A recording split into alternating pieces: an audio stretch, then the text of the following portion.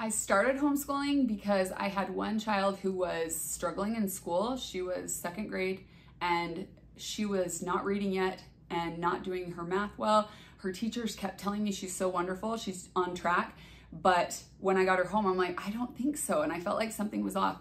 And then she started telling me how she was cheating at school. She was copying off other kids because she was the dumbest in class. That's what she told me. And I'm like, my beautiful 7-year-old thinks that she is the dumbest one in class. This is not okay. But I also was struggling the whole time my kids were in school because I was missing it. I was missing their childhood. They were gone from 7 hours in school, and then they would come home and we would rush through snack, rush through homework, which is just bizarre to me, homework after 7 hours of school. And then we would rush to activities, and I was missing my kids' whole lives. And then every interaction I had with them was rushing. It was rushing out the door, rushing to do this, rushing to do this. And it was so hard on me. I just wanted to be with my kids more. And so I made a decision to bring them home and homeschool, and it was hard. It was really hard. I was still working 90 minutes away from where we live, and I'm a nurse, and it was a challenge. It was a challenge, but it was worth it. And I started working a different job that allowed me to quit my nursing job and just be at home with my kids. And that has been the most important thing for me, to see how our family has just thrived with the time we have together, and being just in a family unit, I feel like is the most important thing, to just spend the time together, learning about Christ, not learning what the schools dictate, just learning how my kids want to learn and in their own time and space, just allowing them the room to grow however they want to, and me just being the one to support them is just the most beautiful thing. Okay, this is how I make homeschool work. With my job and with working out of my house also, and with keeping my body healthy and my mind in a good spot, because being with your kids all day, every day is hard. And unless you make time for yourself, so your mindset is in a good place. And so very first thing when I wake up, I do me time. And it was really hard for me at first to start making time in the mornings because I wanted all my sleep. But now I have like slowly eased into where I am getting up 2 hours before anyone in my house, just so I can have time for myself, because it is so good for me and it makes our days so much better. So I get up around 5:30 every morning, and I start with prayer, scripture study. I do personal development. I do meditation. I do all of my things right first thing in the morning. I am still working on my husband. We work out together, and it is really hard to get him going first thing in the morning. So I have to start him about half an hour before I actually want him out of bed. And so we come in and work out together. 7 o'clock is my goal, to do our workout by 7, so that I can have breakfast, showered, everything, and be ready to start school at 9. And then I have a lot of business calls that go on in the morning, which is unfortunate. I watch the recordings in the evenings because I am schooling 9 to 12. But if there's something very important that I need to be on, I make it a priority to schedule my kids doing their independent study while I need to be on my work call, because I just feel like it's so important that I still have my life. I am still me. I'm not just a homeschool mom. I am not just a housewife. I have parts of me that are super important, and I want to make that a priority and teach my kids that they have permission to do that too. I want them to always make themselves a priority. When we homeschool, we try and follow a schedule. It doesn't always work, but we have it written down so that we can kind of stay on track. First thing we do is a power hour. I do the same thing with my business. I do my most important things in the beginning. And so our power hour is when we do all of our important stuff, the most important things. We talk about Christ, we talk about behaviors, we talk about manners, we talk about all the things that I feel like I just want my kids to love and learn. And one of my favorite things my kids do is affirmations. And here's our affirmation list right now. It changes all the time. Whenever my kids think of something else they want to add, they bring that in. And it's just so beautiful to see my kids standing up and saying these positive things about themselves. And it's changed their attitudes about themselves so much. They have so much more confidence now because they have worked on developing that every single day as part of our school. But once we finish our power hour, then we go to either A day or B day, and we kind of just have it mapped out. It doesn't always follow this, but we have 2 iPads that we use for schooling, and I don't, like, our desktop is broken and my laptop is my business stuff, so we use it if we need to, but I've tried to map it out so that 2 kids could be using the iPads when they need to, and the other two can be doing their course book work and helping the youngers. So they help, the olders help the youngers with things too, because I feel like that has helped their relationship and mine, because they listen to their siblings sometimes better than me. So it's worked out beautifully that way. So we just kind of have it mapped out here. This is where we homeschool. I love this room. I needed it to be a space that I love, and this being a dark space, I had to create a space that I love. So I went and got the shelves that were inexpensive, that made my life a lot easier to just have everything in one spot. I shiplaped the wall. I just made it my own so that I could be happy in here, because it needed to be a space that I felt good about, because I'm here so much. But when we come in, we usually spend some time on the floor doing meditation, those affirmations, those things.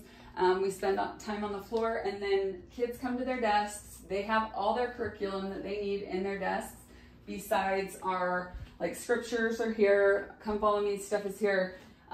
Art, we have a lot of art stuff. We have like bins here, this bin and another bin of art. We have really art happy kids. So that's one of the things that they spend time doing almost every single day. We use a program called Skillshare that you pay, I think it's $150 a year, and they have all the tutorials from like beginner to very advanced. And so you can just walk through, and all my kids and I do art together. Like we've done, I wish we had some of our art displays in here, but my kids do a lot of art, and it's one of their rewards for when they finish their school early, they get to sit and do art for as long as they want. And so we have all the supplies for that. We also have just as many books as I can get, and then we just rotate through so I can fit them all on the shelves.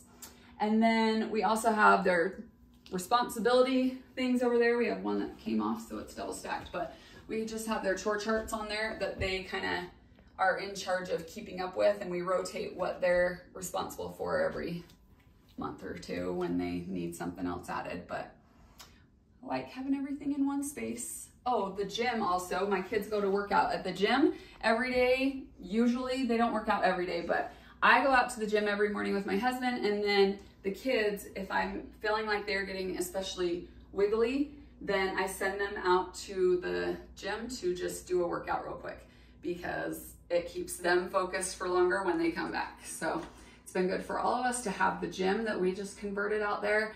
And if I'm in the kitchen doing things, it's really handy because my kids are right here. They're studying, and I can still do things in the kitchen, and it's all right together. So this is our gym. We converted so that it's a space that I love, because this is my job for that I do from home, is working out and being healthy. So my kids have just become part of this world too. They've grown up in a family that works out every day, and they know that's a priority for us. Even when we travel, we work out. So I have a new bike here that my oldest really loves. My oldest and youngest, both my boys, use the bike a lot. But we have my subscription on Beachbody On Demand that you can just pull any workout up on your TV. It's like 1,500 workouts that we just pull up. So my kids have a big variety of things they can try. But my kids love the dance ones. So there's a bunch of dance workouts, and they love them. And there's kids workouts on there too. But we work out as a family a lot of the time. I actually had to buy a new weight bench so that we would have two, because my teenager was out here lifting weights with us all the time, and it was hard to rotate three of us through one bench. So we got an extra bench, and family workouts just happen a lot. And if my kids want to come out, they bring their friends out here and work out, and it's pretty cool. Okay, the curriculum we use is different for all the subjects, but Good and the Beautiful is what we use for language arts. And I've used some of their sciences before. We are not currently using it, but I do like their stuff. Math, all my kids use Alex now, besides my youngest. So Alex is this website that I think they use in some of the schools too, but my kids like it because they can see, it has the pie chart of all the subjects they need to learn. And once they've learned it, it fills out that pie space, and then they're done with that subject. But every 4.5 hours of work on the computer, it tests them, does a knowledge check. And if they have already mastered a subject, it just moves them on, and they don't have to keep repeating that subject. And even some that they haven't even come to before, it will, if they know it, if they're really good at that thing, they don't have to sit and do problem after problem with that if they've already mastered it. So I like it, they like it. We just have a 45-minute limit for them each day, or a time that they're supposed to spend doing math each day. My youngest is doing Math Mammoth. This is one that is just a workbook. I just printed these off, but we kind of have skipped around because he is just kind of fast at math. So we are just kind of trying to figure out where he needs to be. So we've got a lot of pages skipped, but they have videos on the website that you can just watch a little video. And my older kids did not love this because it was very cheesy. It was very cheesy, but my youngest still likes it. He doesn't even need the videos most of the days. If it's something he doesn't understand, we'll turn on the video. But yeah, I like this one. I also like this one. So we have experimented with a lot of different maths. Another thing that I use that I really love, my kids like Generation Genius. I haven't logged in right here, but you can just go and check out any of the subjects that you want to do. And like they have science, math, they have a lot of things, but we just go to the science. And this is a free website that they can just go and check out whatever they're interested in. And I really like that. My kids like it because they kind of get to dictate what we learn. And then it has worksheets that go along with it that you can print off. Something I wish that every family would do is this program. It's called Go Zen. This one is something you have to pay for. It is worth its weight in gold. This talks about emotions and how to deal with your emotions. And so it is so powerful for kids to just learn how to deal with all these things that they're feeling and how every person experiences emotions differently and just how to channel it into a positive way. And so after each little video, like in the anger section, you have, this is what we've been doing, but you have all of these different topics and there's all these different videos in there. So it tells you all the different people and how they experience anger in different ways.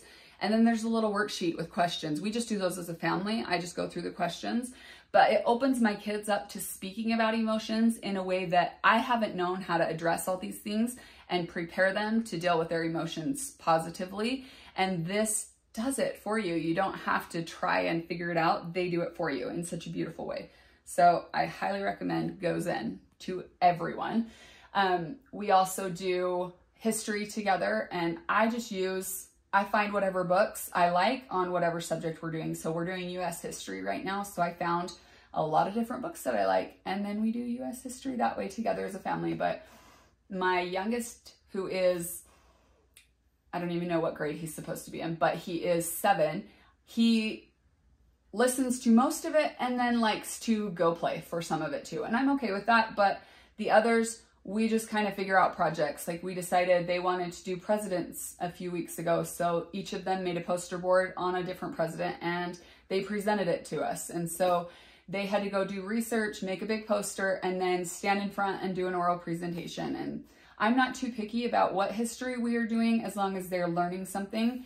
So we just kind of roll around with that. My almost 11-year-old, she loves to come in and learn all of her things that she can do independently first thing in the morning. So she'll do her language arts book, and she'll get on math and do her math before anyone wakes up, just because she wants to get her stuff done. My 13-year-old, I have to motivate her different ways to get her stuff done, but The Good and the Beautiful she really likes because it has a lot of art. So she's motivated by the art she gets to do in that program.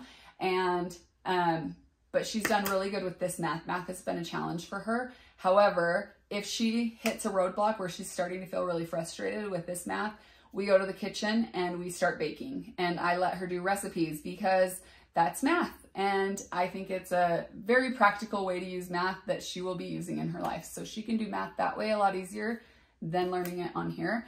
And so I figure that's my job, to find something that works for her, not just throw her into what works for the others. We also do a cash box with the kids, and we do counting change. They have to pay for different things. They have to add up in their head what it's going to be, so they have an estimate when they come up to the cash register. And then they, the cashier tells them their total, and they have to make sure it's what they thought it was going to be in their head. And then they trade off who's cashier every week. And just, I feel like that's a skill that they need in their lives. So that's another way we get math in that doesn't put too much pressure on her, because she struggles to learn the same way that my others do. So I'm trying to find ways that are good for her. My high schooler, he's now 15. He does pretty much independent everything. We just ordered an engineering unit because he is really interested in engineering. So he's going to be doing a lot of robotics and programming this year just because that's what he's interested in. So he is pretty independent in how he studies though. I just have to remind him of, okay, now it's school time. So he does all of his things pretty much on his own because I keep reiterating that I trust him to do it. So that's our curriculum.